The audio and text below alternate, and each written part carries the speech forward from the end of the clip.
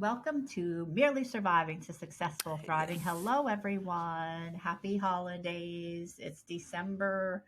We're recording this on December, I think it's the 8th. 8th? I'm not sure yet. And we wanted to have a podcast today of a topic of feelings, the other F word, feelings. And, what we do with them, how we deal with them, what we in our journeys, like how we have dealt with feelings, because some of them can be really big. We have some, people have some really big feelings, and there's rage, there's anger, there's sadness, there's so much going on. And we're just here to help. We're just here to maybe make you feel not so alone in life, with your feelings. Yeah. Because there's nothing better than to hear somebody else say that they're going through, maybe not the exact circumstance or thing that you're going through, but they share the same feelings that you have about the thing that they're going through. And then you don't feel so alone, and you feel connected with someone. I don't know about you, but I love that when you feel like what you're going through and how you feel about what you're going through is so much worse than anybody could ever imagine, in your head, of course, until you talk to somebody else and they're going through almost the same thing, but not quite, but have the same, maybe, you know dark feelings that you have, and then you leave there from that interaction with that person feeling so much better, and Yeah. so that's what we wanted to talk about today. Remember to listen to us on anywhere that you listen to your podcasts. We're everywhere now. Just type in Merely. That's pretty much how you'll find it. Merely, Merely Surviving to Successful Thriving. And it'll come up under there. And then if you want to follow us on Apple Podcasts, you just click at the top of your screen. At the right, there's three dots. You click on those three dots and it'll say follow. And then all you have to do is click follow, and then we'll come right up every time that we post a podcast. It took me a while to learn that, by the way. So I like to share that because that was so easy to do once I figured out how to do it. So yeah, so feelings and what to do with them and how we deal with them. Growing up and as a young adult, I did not even experience feelings. I didn't know who I was. I didn't know how I felt about anything because I was a very, very good dissociative person. I knew how to take myself out of any situation that I knew Yeah. would create bad feelings or make me feel anything less than what I wanted to feel. And so there I denied their existence. And that is very dangerous for me, very dangerous, I'm sure, for anybody. If I deny the existence of an emotion that I have inside of me, I am denying my own existence. Yeah. And I'm denying my humanity. I'm making myself less than human, and that is dangerous for me. And I did it for so many years. So today Me I too. allow feelings to come through.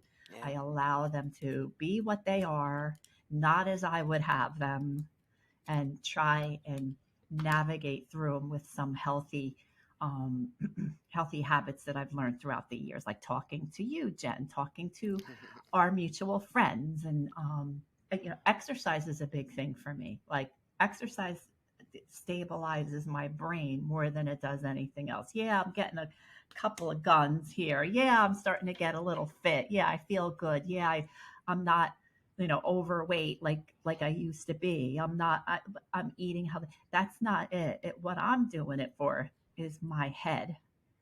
And I used to say it years ago in personal training. I used to say, if I don't get active from the neck down, I'm going to get active from the neck up. And that's the truth. Like I Yeah. overthink and over worry about everything. And the exercise helps stabilize that. But I also feel like joy, happiness, sadness, anger, rage, disgust, and rage. I mean, everything is there for a reason. It's like a little guideline or guidepost to show you what's going on, where you should go, that you need something, just like a child. When a child is crying and they don't know how to talk yet, you automatically go over there and pick them up and try and figure out Yeah. what's wrong because they can't tell you. So you have to try and Yeah. figure out yourself. Are they hungry? Are they tired? All that stuff. So that's what we have to do for ourselves. What do you think, Jen? I mean, it's such a deep topic. I really don't like it, to be honest with you. So tell me about how you do it. Yeah, I was thinking about that just recently because for so many years I stuffed my feelings because I was living fake for a lot of years. My kids were in Catholic school. I wanted to make sure everybody thought everything was great in our lives. So, I put this face on, a smile anywhere I went. Um, as long as the house was clean, the car was clean, and my kids were dressed right, I just masked everything with that, just like appearances and, trying to put out this feeling like that all was right in the world and that I was always happy, which is so unrealistic. And at the same time, I was dying inside and doing things harmful to myself just to get through the day. And when I stopped doing that quite a few years ago now, I started to learn how to deal with my feelings, and they all came flooding back like quick. And then at that point, you don't even know what to do with them. Hmm. So, that was a lot of praying and talking to other people and getting help. And I even had some counseling. Um, I don't, I used to try to not feel anything, Hmm. that was, and not let anything affect me because I used to think if I let something affect me, that was showing the sign of weakness. That I don't want to be characterized Hmm. as a weak person. So if I don't let something bother me, that means I'm strong. Which today I find that to be the complete opposite. Strong person knows how, like, deals with their feelings and doesn't just put a wall up, like deals with it, walks through it, and comes out on the other side a stronger person. um, my dad died 2 years ago, and I never properly grieved that because he was sick for quite a few months, and we were in the middle of getting hospice care. I felt like nobody in my family could really handle it. They all thought he would end up getting better. He had congestive heart failure. All his organs were shutting down. His color was off. Like, I even said to the doctor, just tell me the truth. Don't sugarcoat it. I just want to know because I know there's no way he's getting better. What's the quality of his life going to be? Um, the rest of my family didn't want to hear that. So I started setting up hospice.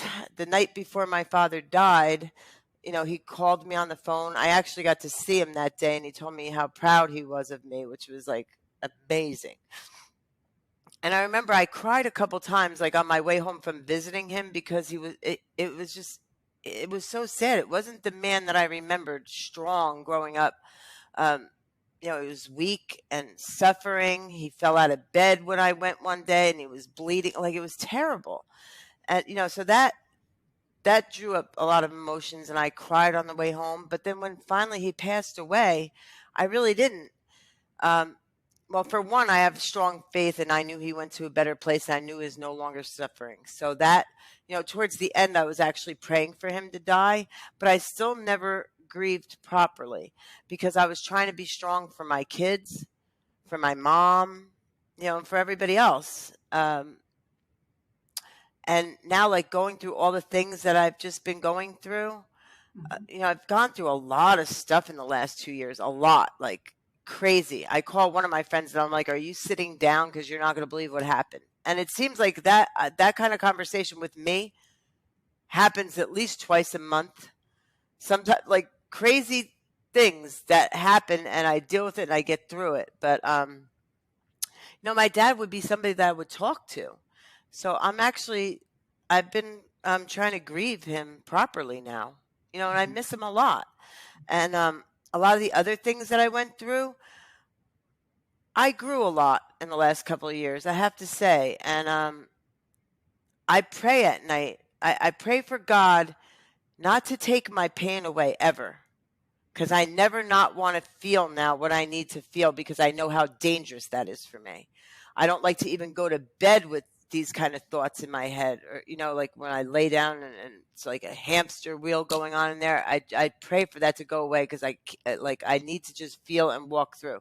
So I pray for God just to be there with me to help me through it, but not to take any of my pain away, because you know what? All the pain that I've gone through, it's only made me stronger. And there's a purpose for all of it. I believe that there's a purpose for all of that. And, like even with this move, it was scary. Um, I felt fear, but I knew I was being led in the right direction. And I knew that this was what was best for my daughter. Today, I could be a better example for her. Like, I was just telling you, I bought these bar stools for my new kitchen area here on Amazon. So of course they come with 5 million pieces and you have to put it together. And this is something that's totally out of my range of things that I enjoy doing. Like I can't even stand doing it. But part of me, I wanted to do it to, be a good example to my daughter and show her that like we can do things. We're capable of doing things. I put all those pieces out on my counter. I went through the checklist to make sure I had every single thing. I read the directions first. Did still take me 3 hours, but I did it. And she could be proud of me today because I feel like the more things that I accomplish and go out of my comfort zone, I just get stronger and stronger. And I feel like too, when I wake up in the morning, I need that time. I need like a good hour before anybody else is awake so that I can pray, meditate. Um, I'm in Florida now. So yesterday I went to the beach. That's like my happy place. I can't even tell you. It was like 83 degrees. It's December. I was swimming in the ocean. That's like so amazing. I just feel like so many things in my life led me up to this, to where I'm supposed to finally be. And I'm just so incredibly blessed to be here. And I love my Yeah. life right now. And I Yeah. never thought I deserved that too. So that was like scary, you know? I don't know. Everything just moves so fast, but I feel like when I'm in touch with my feelings and I'm dealing with them properly, when I don't know what to do with something and I'm angry or I'm feeling squirrely, I call my friends. I call Diane. I call Charlotte. I pray about it. I have a lot of people that I'm able to talk to today, and they help me through it. And you know what's funny? It's like we're not always going through the same exact thing, but we understand how each other's feeling because at one point or another, we've all felt the same way. Mm-hmm. And just hearing other feedback of how to get through things and how to feel and what's appropriate and what isn't, it's helpful because we lived sick for a long time, like not dealing with things. Yeah. So, when all these things come up, it's not always easy. So like anytime, and I don't like to go to bed with anything on my head like that. I can't. I have to let it go. Yeah. Because I feel like the small things, the things that you keep stepping, it's so dangerous because then you don't know when you're just going to explode. And I feel like I have a lot more to offer people today because I'm on point. I'm in touch with my feelings, and it also makes me more in tune to other people because when I'm not dealing with my feelings, I'm all inside of my head, and then I'm not even paying attention to what's going around me. Because I'm so consumed with myself that I can't even see on somebody's face that somebody needs help or, just other emotions. So for me to be dealing with my feelings is the best possible thing I can do. And it just very helpful for me. Yeah. I don't know. What do you think? There's so much with it, like I, there's a movie for kids. It's called Inside Out. Did you ever see it? Anger. Anger, sadness, disgust. Oh Yeah. my goodness, there's one called Disgust. I'm like, oh my goodness. And it's just really cute how it talks about all of the feelings need to be there. Otherwise, joy can't happen. Yeah. Like Joy actually got depressed in the movie, I think. Yeah. Yeah, she did. You know what I mean? I'm like, oh no, that's not gonna happen, like that. So I mean, and grief is grief is a bitch. Let's just say, like, so I didn't experience good. I had a lot of loss in my family, a lot, and Yeah. just like everybody did, both of my parents, they were gone way too soon, and for reasons that didn't have to be. Do you know what I mean? And it was pretty much directly, not indirectly. We're not going to say heart attack or stroke, or it was a direct result of a lifestyle that was really, really dangerous. You know what I mean? And Hmm. but they were, that was at the end though. But throughout their lives, they were managing, they were doing okay, and then it just turned on them. You know what I mean? Yeah. And when I, and as I was at the time when it happened, I was with a guy, was having kids. The guy wasn't good for me, but it was like he was a good distraction, and they weren't Yep. living in this area that I live in. So when it happened both times, I just looked the other way and said, no, like that happened. Like, because I lost them long before that. I lost them long Yeah. before that. And so it was just like another layer of losing them again. So it was like really hard. But I'm going to tell you, like, if you have a death in the family, or a grievance, in your family, and it doesn't have to be a death. It could be just a Yeah. lot of betrayal and things that go wrong, that you have to grieve from. If you deny the grief will come and get you. It will be there waiting for you, coming to get you, because you have to experience it. I'm like the poster child for what not to do in grief when I was younger. Like, this is no, make believe it didn't happen, make believe you don't feel anything, and just move on.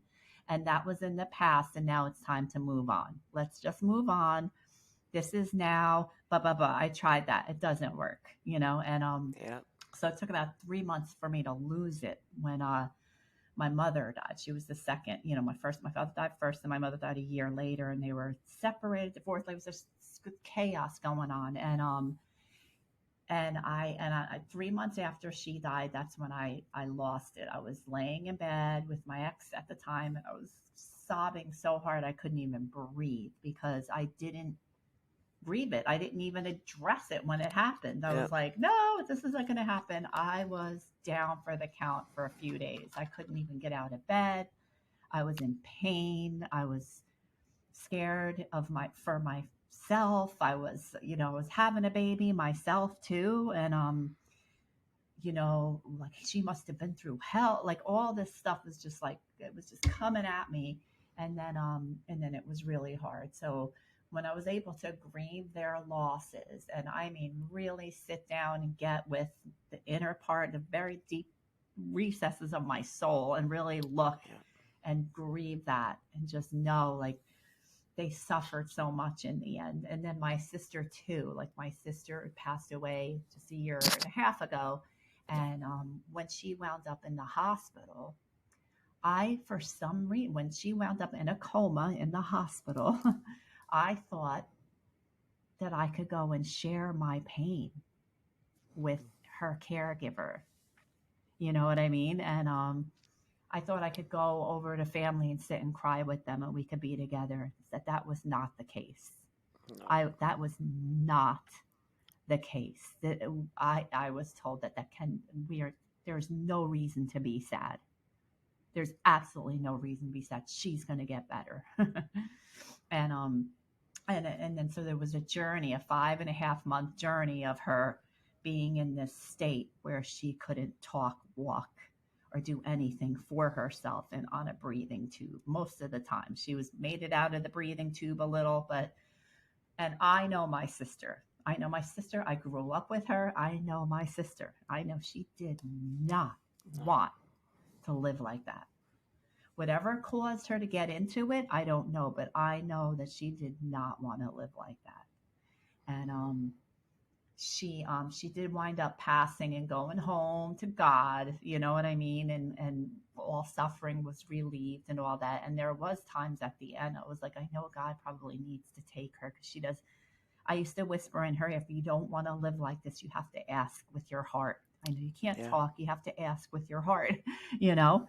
And I miss her because she would be the one that I would be on the phone with almost every other day, talking and just bitching and chatting and kibitzing and Yeah. doing all this, laughing at this, and you know, and because she was young, she was only 56, you know, like, and my parents, both of them were 57. One was 57, and then the other one died at 57. Like, what the heck? Like, there's no, it's just an absolute, like the like I guess like the disease of family dysfunction, the disease of obtaining a lifestyle that you know is going to really make you unhealthy, but you do it anyway because you think, well, that's my lot, that's what I need to do, that's my lot in life. And it's very, like, it just caused me such pain and grief later on. I'm talking years later. I mean, probably in the last 5 to 10 years is when I really started grieving that. It was a Yeah. long time ago. It was 2000 and 2001, and then my sister was 2021. But and even then, 3 months in after she was gone, I was like, okay, I should be over it by now. What? You can't be. I just lost my sister. I'm never going to be over it. I'm never going to be over it. I'm always going to be looking. I looked up to her, you know. Yeah. She said jump, I said how high, because I was just so grateful that my sister wanted to have a relationship with her little pain in the ass younger sister, because back in the day we didn't like each other at all. And we were like pinned against each other, kind of, you know what I mean? And we made it through that, and so to lose her was really hard, because Yeah. she was kind of like the only gateway left into my family of origin that no longer is here. My brother is here, but he's out in Vegas and he's like doing his own thing. You know what I mean? So I don't know. So grief denied, or they call it in this place that I go, this other organization, they call it stuck grief. Like, it's something that you put in your body somewhere from years ago and just make, like, it's not gonna, you put it into your gut and you walk out. But it always, what you bury alive.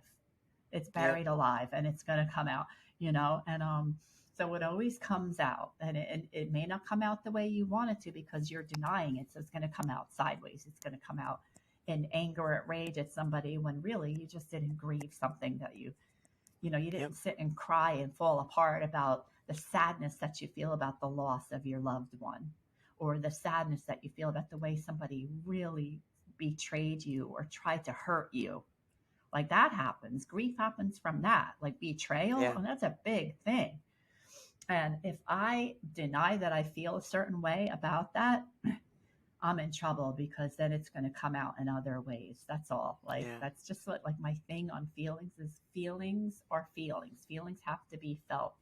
And there's this other thing in the other organization. It says there ain't no healing without feeling. Yep. There ain't no healing without feeling. So when somebody says, I've been emotional, and then they immediately run to the doctor and get put on medicine or something. And Mm-mm. I'm not, I'm not whatever. I don't even know the word. I'm not against medicine. I was on it for 30 years. Okay. I'm not on it now, but emotions are energy in motion, so they have to be experienced. It's something that your body is telling you that something's wrong, just like when somebody has a pain in their gut or a pain in their back or a pain in their, you get chest pain. You're not going to ignore that. You're going to go and you're going to have that checked out. You know what I mean? Yeah. But with feelings, we tend to just want to stuff them and make believe that they're not really there. And all they have to do is be brought out into the light. And sometimes I can't feel them because I'm just so dead, because I've just spent so many years dead inside from not allowing them to surface. So I have to do something that dislodges them. And sometimes Yeah. that thing is listening to a song or watching a movie, like a movie or a song. And I just have to share this and say this, but there's a group that we go to. It's like they call, a bridge, you know what I mean? Like where we read the Bible and we talk about things. And there's a song that they play in the beginning, at the end. I forget what is at the beginning or at the end. And it's for the sake of your sorrowful passion. I forget how it goes. For the sake of your sorrowful passion, please have mercy on us and on the whole world. And when I hear that song, I went home and I listened to it on YouTube, and I just because it was just right in the midst of like 6 months after my sister died, and I was pent up, and I wasn't even thinking about her because I tried to get the hell away from it again, Yeah. And I went home, I put that song on, and I freaking bawled for 3 hours. I sat there and cried and cried and cried, and I had to go to bed early because I was exhausted from it. But let me tell you, I needed that. I Yeah. needed something to get it out of me, and for some reason, that song just does it every time. I don't know. It's because how beautiful it is, and it's so pure, and it's so like faithful, and it's that God's with us, and and when it was played, I was like, oh, you know what I mean? So Yeah. it was great, and I felt like lighter and lifted up and better the next day because I needed to sleep it off. I needed to cry it out. And I needed to, the next day, I started telling everybody about it. Like Yeah. something had to give. I was a balloon getting bigger and bigger and bigger and bigger. Somebody was going to stick a freaking pin in me and I was going to be gone if I didn't do something. You know what Yep. I mean? And so it was really good. Like it's like crying, like deflates that balloon. It deflates it ever so little. But now I do it. It's not so intense. Like if I have a feeling like that, I'll listen to a song, whatever. It'll be 5-10 minutes, not 3 hours. Yeah. Because I don't know. So I don't know if that has ever been your experience. Do you ever? Sometimes I tell girlfriends of mine that are along this journey with me. It's like let's get together and sit in our pajamas and watch a movie, a nice tearjerker. I'm not talking about sad. I'm talking about an inspirational, feel Hmm. good at the end type of movie, you know, and they do it and it's fun. Yep. So how do you do it? Tell me how you do it. Music helps me. I enjoy music. I like to Yeah. watch good movies too. And Mm-hmm. praying and having my friends that help talk to me and guide me through things. Mm-hmm. That's just how I Yeah. deal with stuff. It's a beautiful process. I'm so Yeah. much happier today. Good. I'm glad Yeah. we are. So anyway, I guess we can end our podcast for this week. We just wanted to let you know we love you all very, very much, and keep following, keep listening, keep sitting with yourself and knowing that everything that you need is right inside of you.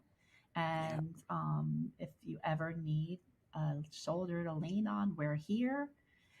We try to run this podcast every week. It's been a little bit like not on the same day lately, but we had somebody that had a really nice move, so we're getting back into it again. We're going to have our next podcast in by Wednesday next week, and the topic will be to be determined.